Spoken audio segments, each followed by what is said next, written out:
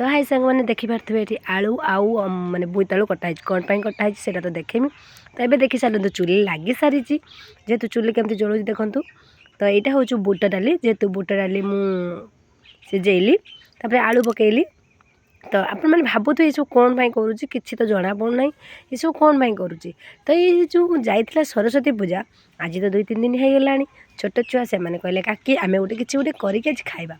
तो चलतु कौन करिया पूरी डालमा देखूँ मु तो डालमा प्रस्तुत नहीं गली सब प्रस्तुत हो गला। देखो सीझापी लगे चुली लगे सीझापी छाड़ी तो सीझी सारापर तापर आमर पूरी कार्यक्रम चलो।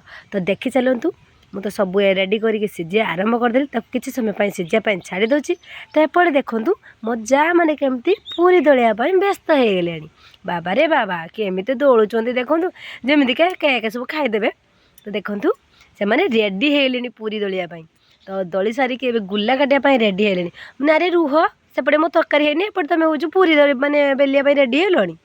तो मो तरकारी सीझीगला मुझे तरकारी ओह्लैबी। तो तापर बघार तरकारी। तो देखूँ मु तरकारी ओह्लैली। तो जेहेतु सीझी ना तो कढ़ा बसईदेली। तो तेल पकेलु। तो तेल को टिके गरम हाँपाई छाड़ी कि मैंने टिके हल्का चीनी देली जेहेतु मु अलग किसी कलर गुण देवी ना। तो टिके चीनी देली जे टिके कलर हाँपाई तरकारी कलर हाँपाई। तो कलर आरंभ होगा देखूँ तेज पियाज छाड़देनी। तो पियाज टिके होगला मु मसला छाड़ीमी। तो आज आम मसला ग्राइंडर है ना जेहेतु शिल शिड़पीतार बट्टा होती देखो बट्टा तरकारी तो सबुठ स्वाद लगे। जेहेतु ग्राइंडर सांगे सांगे करदे ना बट्टा तरकारी सबुठ स्वाद लगे। तो देखो पियाज होगला मसला पकाला स्वाद अनुसार लुण देवे जेहेतु मु सीझेया परिवार लुण देइथिली लुण हल्दी मैंने स्वाद अनुसार देवे। तो टिके मैंने पकईदेली तेजपत्र जेहेतु तेजपत्र पकईने सादा तरकारी बहुत बढ़िया लगे।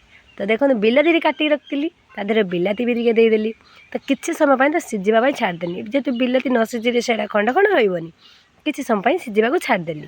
तो टे सीझला होगला बिलाती होगला। एबे देखूँ आमर माने करी मसला पड़ला ये देखो तीखा लाल जेहेतु छोटे छुआ खाइबे ना कम पकईली बेसी नुहे मुझे 2 टंकिया गोटे गरम मसला आनी पकईदेली। तो धनिया पत्र भी पकईदेली। तो माने मसला देखो केते सुंदर हो आसला।